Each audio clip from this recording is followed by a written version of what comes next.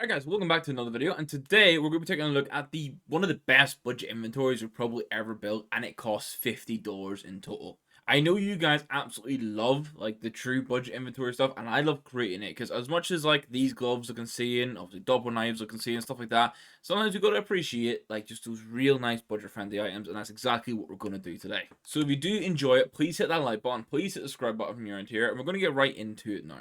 But it also needs to be said that $50 budget does mean no knife or gloves before someone hits the comments and asks me, where's the knife? Okay, so for this inventory, we're not going to have a theme. We will be doing themed budget inventories in the coming weeks, where we look at maybe like a $10 red inventory, $25 blue inventory, stuff like that. This is going to just be $50 of what I think is going to be some of the best options for you. And I'm changing things up when we come to the Glock. Yes, the Moonrise is great, and I'm going to be mentioning that in future videos. But I want to put some appreciation onto the Warhawk. I think this is an underrated skin for the price you pay. Now, you do hear people shooting in the background, or hopefully you don't.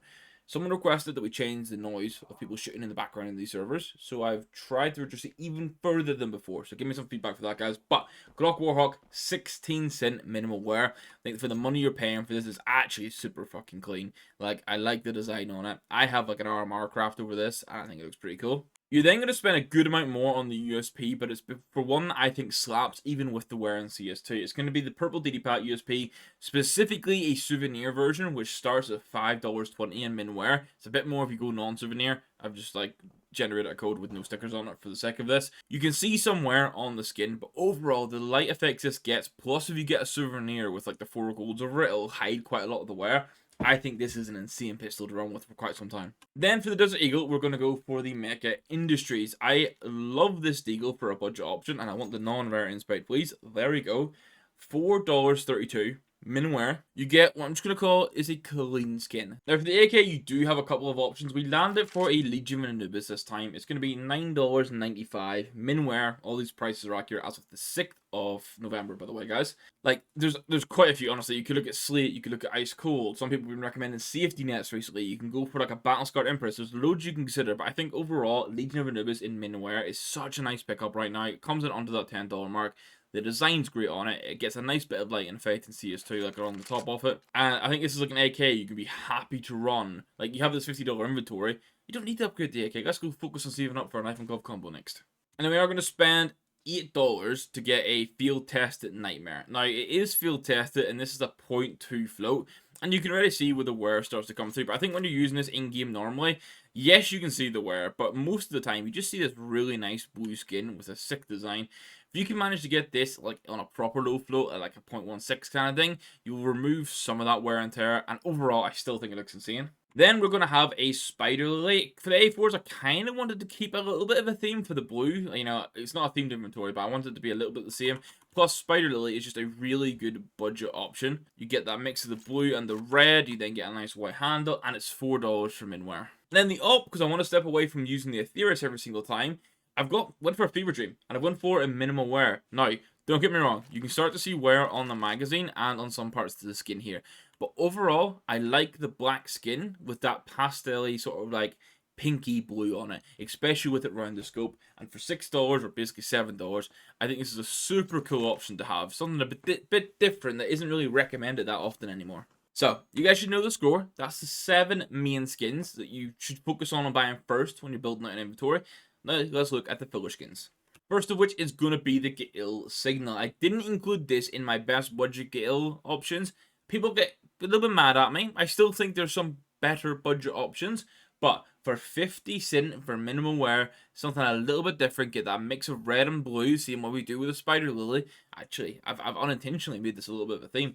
I think this is super cool for the price. We then have this AUG, which I'm not going to try to pronounce, but you can read it over that way on the screen. This is field tested for just over $1. I love this skin in field test. I think the design's really cool, and I mean, it just looks super nice in CS2, I'll be honest. SG's going to be the Cyberforce. It's 10 cent. That's mostly why we've picked it, but it's a 10 cent skin that actually still looks good, which is sometimes hard to come by. Then we keep the Fever Dream combo going by picking it up as this Scout for 73 cent. And I kind of like the fact that like your AWP and your Scout are actually the same skin. I like that kind of consistency. And then a skin I've recently picked up myself in the exact condition too. Minimum wear Mount Fuji, $3.61.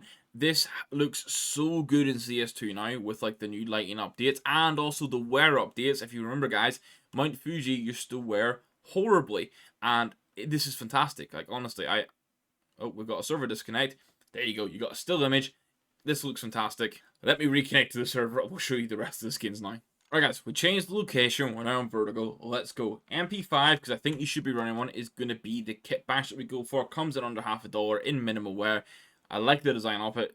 Sort of budget skin that I love to have it as an option. Another real winner for budget inventories is going to be the Allure. This skin, I've started, like, everyone loves the Ensnared, and I understand why everyone loves the Ensnared, but the Allure also, man, we need to put some appreciation on this. 51 cent for minwear. Then for the MP7, we hit the point where we're kind of like just squeezing in like nice-ish looking skin to the budget we have. So we spend 28 cent, we get a Mischief, minimal wear.